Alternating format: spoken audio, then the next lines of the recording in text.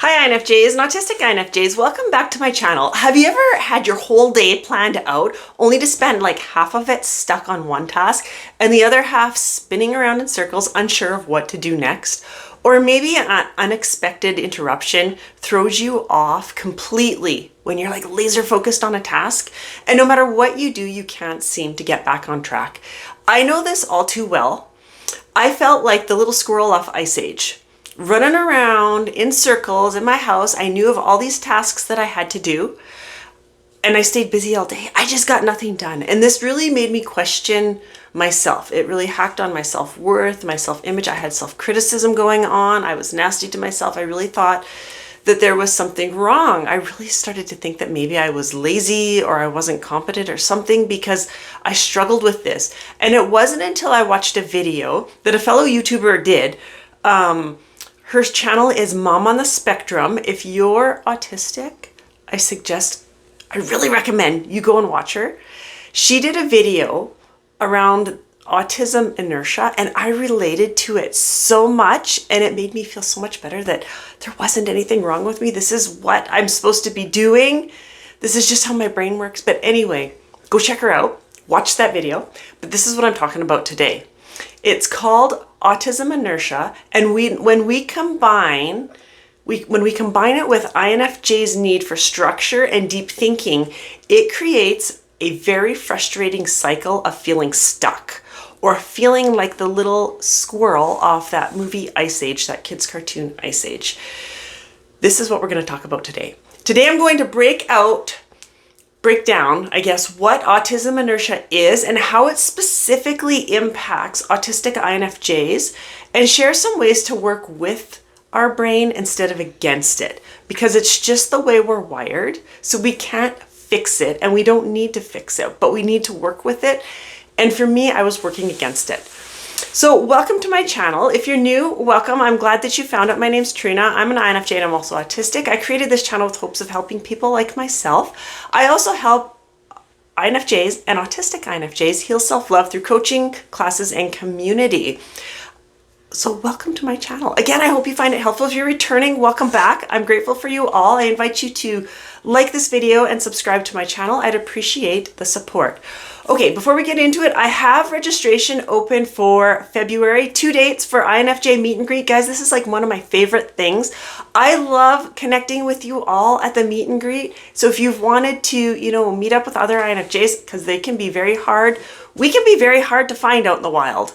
We're unusual, like unicorns. So if you struggle meeting them, this is a place where we all gather and we can meet and talk about INFJ things. And I have met so many amazing people doing this.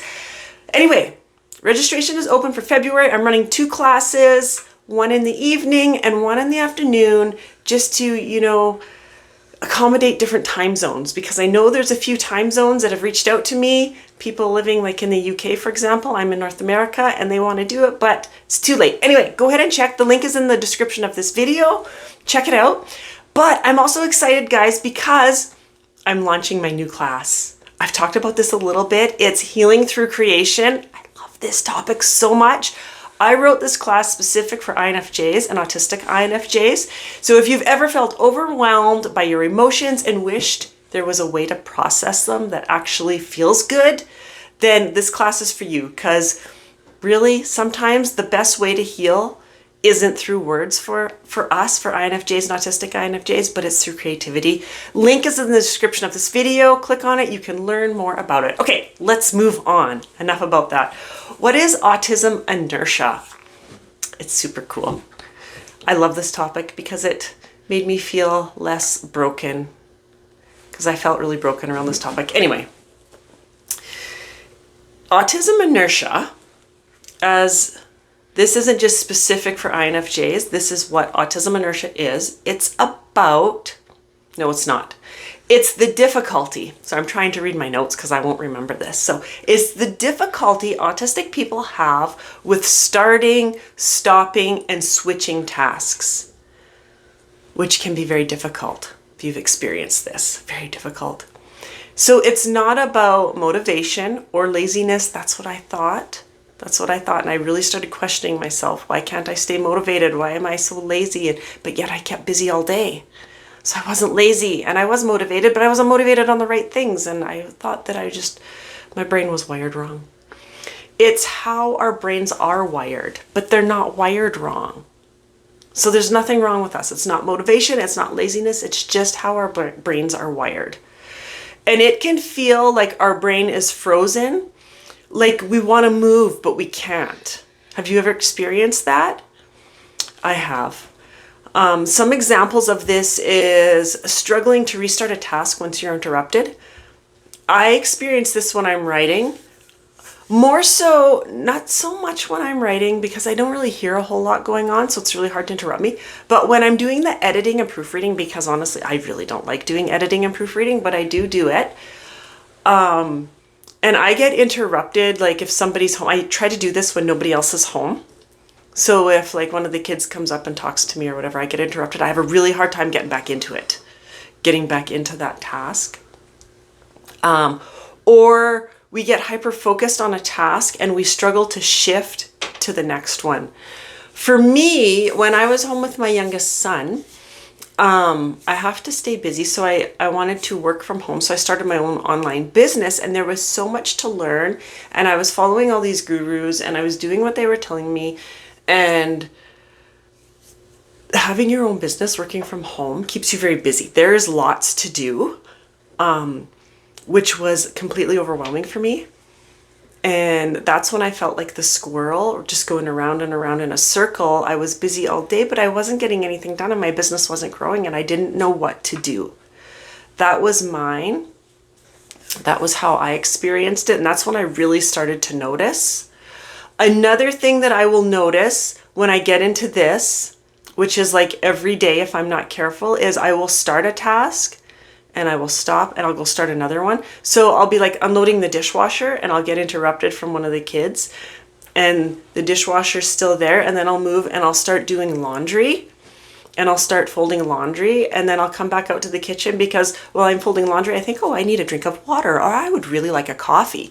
So then I stop folding laundry and I go out to the kitchen to make a coffee, and there's the dishwasher half unloaded and all my cupboard doors are open, and I'm like, oh my gosh, I didn't finish this. So then I start unloading the dishwasher, don't finish that because then I remember, oh, I wanted a coffee, so I'm going to go have a coffee. That's also because I have a really hard time stopping and starting the tasks. And when I discovered I was doing that, I was like, oh my gosh, Trina, what is wrong with you? I thought I had severe ADHD, and maybe I do. I did want to put a disclaimer in here. I wanted to do this at the beginning of the video. If you relate to a lot of this, I'm not a doctor. I can't say you're autistic. I can do an assessment to discover if you're an INFJ. I am a certified Myers-Briggs practitioner, but I am not a doctor. So if you relate to any of this, I am not saying that you're autistic. I'm just saying that this is what I've experienced and this is what other autistic people experience. So if it's something that you experience, perhaps maybe you are. There is a free assessment I put in the description of this video in the resource section of the description. You can go ahead and click on it and it will take you to, it's not an assessment I wrote, but it's somebody else who I love watching her. I watch her and listen to her podcasts and stuff. So anyway, it's a great assessment that will help steer you down the right road. And she is a doctor actually, but I am not. So if you relate to some of this, I'm not saying you're autistic. I just had to say that. Anyway, that should have been done at the beginning of the video, but I just got to it. So it's my inertia kicking in. So how does the INFJ traits, how do our traits amplify autism inertia? So this is specific for INFJs, autistic INFJs.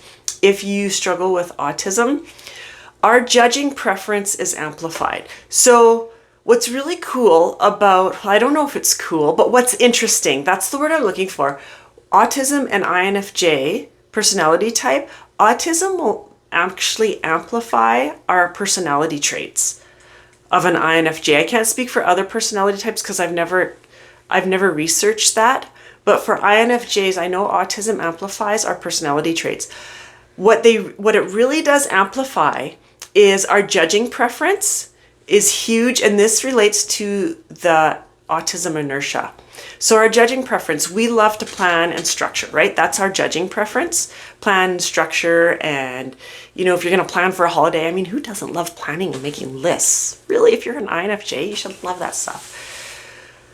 The inertia amplifies this so that if something interrupts the plan, we don't easily shift gears, causing mental gridlocks. It causes us to basically shut down.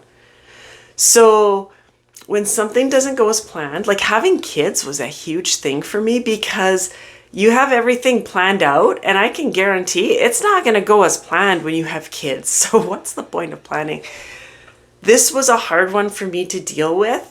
Especially with my oldest son, because I was a new mom and much of my time with him was as a single mom. So I really struggled with this and I would get frustrated easy because I actually didn't understand what was going on.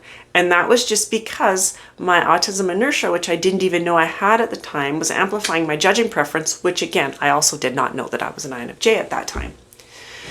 Now, it also amplifies the NITI loop. So the introverted intuition and our introverted thinking can create a loop that we'll get stuck in, and the inertia amplifies it.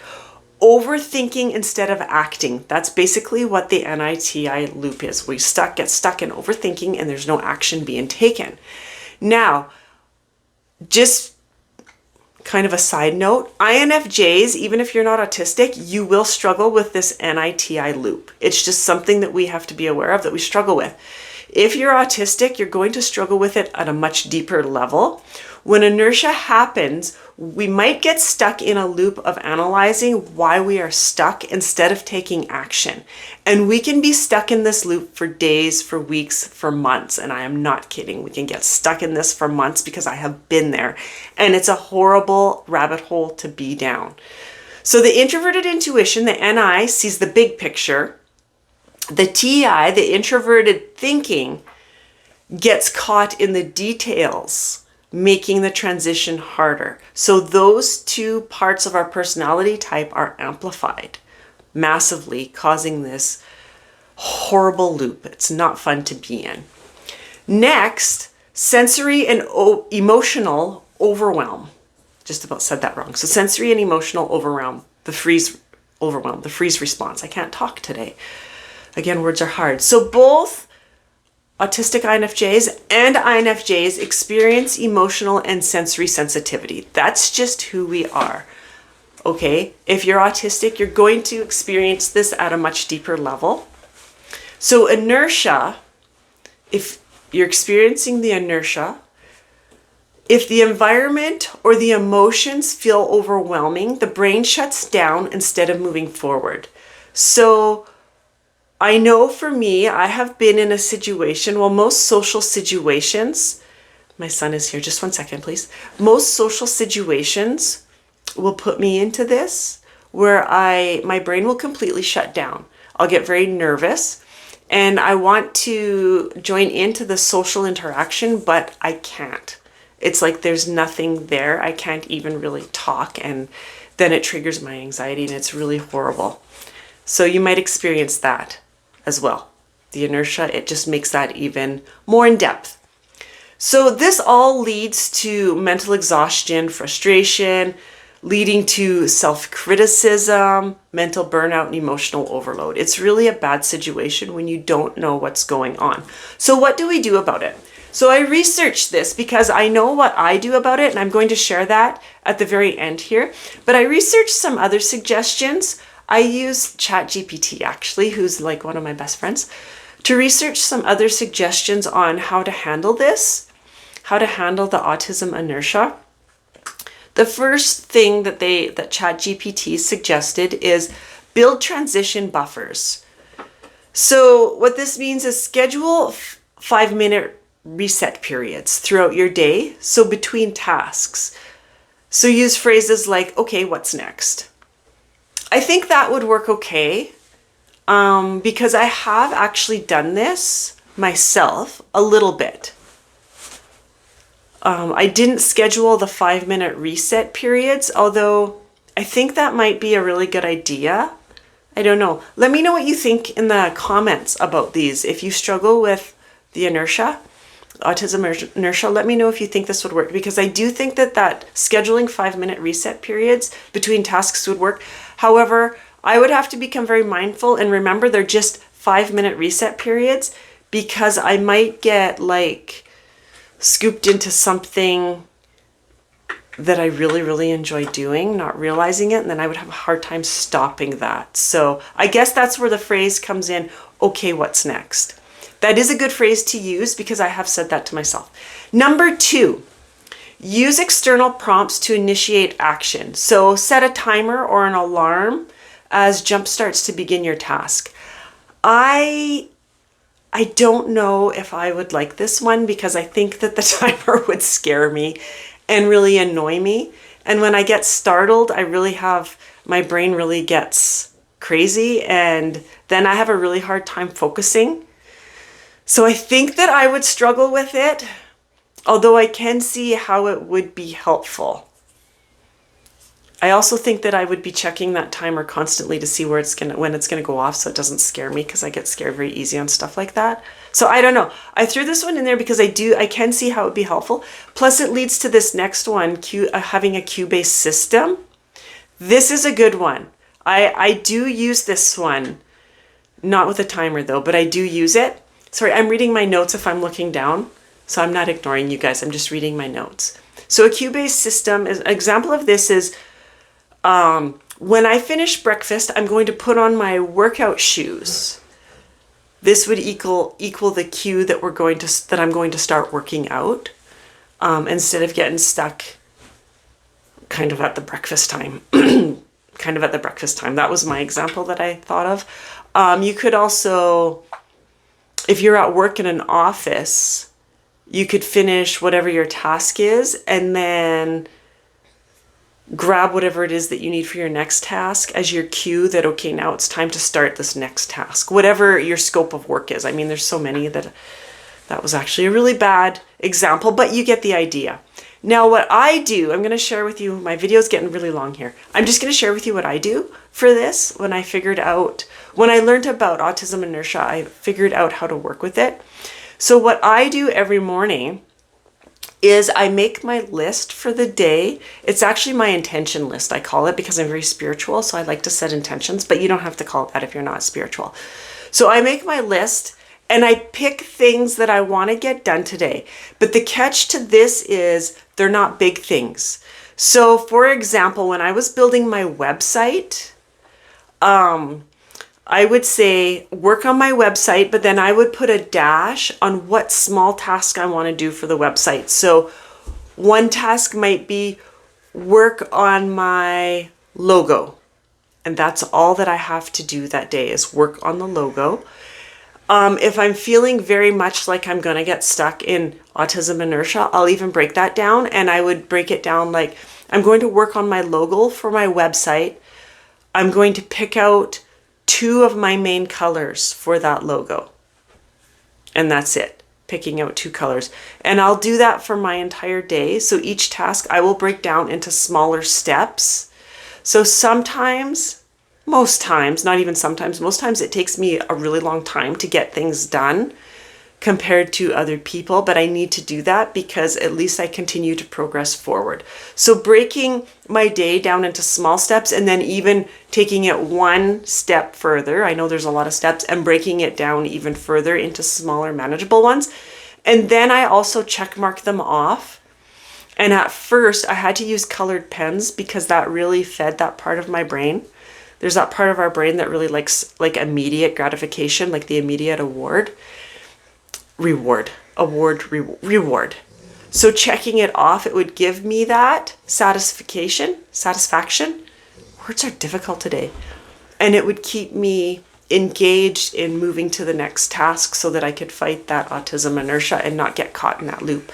Thank you for joining me. I hope this was helpful. Let me know in the comments what you think about the ideas I suggested, if you think they would work, or if you have something different that you do and you would love to share. I would love to hear about it because I'm always looking for different ways how to handle this, because this is probably one of my biggest struggles in my daily life is dealing with autism inertia, and I deal with it on a regular basis, as most autistic people do. Thanks again for joining me. Again, if you're interested in the meet and greet or my new class, Healing Through Creation, the link is in the description of this video. Like my video, please, and subscribe to my channel. I'd appreciate the support. I will see you soon with another video. Bye for now.